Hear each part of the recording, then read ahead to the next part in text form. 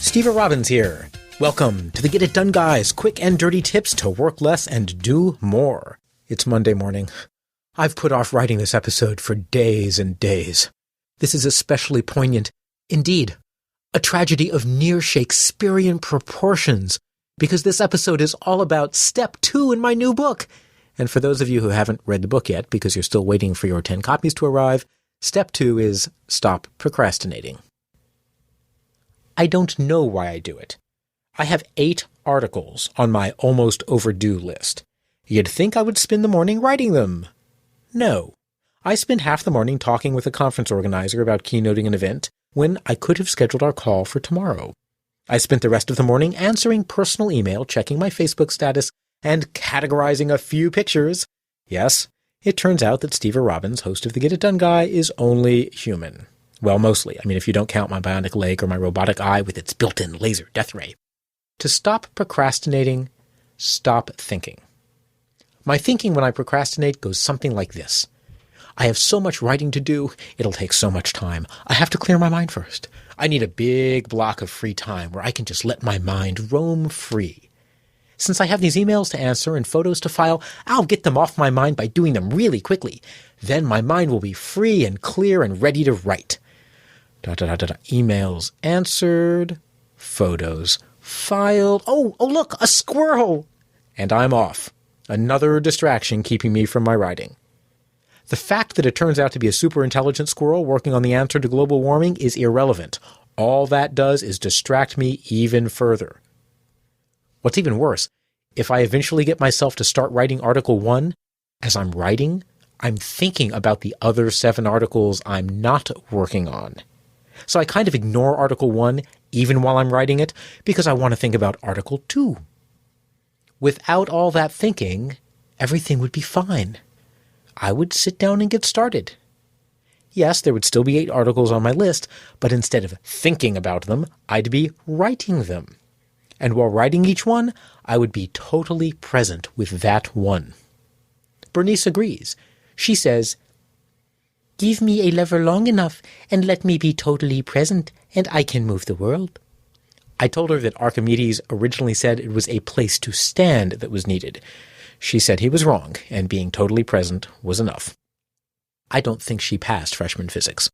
Some speculate there are deep, meaningful psychological reasons we procrastinate. Let's save the deep meaning for those late-night relationship conversations. Getting things done is about taking action. In my past episode, Stop Procrastinating with Action Days, there's a link in this episode's transcript, we covered how you can use a friend or a group of friends to kick yourself into action. But what if you're a societal outcast living in a cabin in the woods with no telephone or internet connection? How will you start taking action on chopping down the firewood, fixing your leaky roof, or writing the manifesto you'll use to justify wrapping the entire town of Skokie, Illinois in shrink wrap and holding it hostage? You could try breaking large tasks into tiny steps. But your brain may be too smart. It knows there's a huge honkin' task there, and that tiny step might expand to eat up your whole afternoon. But if you divide time into chunks instead of dividing your task into tiny steps, everything changes. Rather than starting a task that you know will be a big commitment, treat your tasks the way you could treat your love life. Speed date them. Write down the list of tasks you've been procrastinating on a piece of paper. Get yourself some kind of timer. Set the timer for 5 minutes. Press start on the timer and start working on the first task. Work for exactly 5 minutes. When the timer goes off, stop where you are and switch to the second task. Keep doing this until you've spent 5 minutes on each task. Then give yourself a 10-minute break. Timed. After your break, start at the top of your list and speed date your tasks again. After you've done this a couple of times, you can move the timer from 5 minutes to 10 minutes, then from 10 to 15. That's how you build momentum for all the stuff you've been putting off. Your brain can't complain about 5 minutes. This procrastination zapper works because you're not thinking, you're just acting.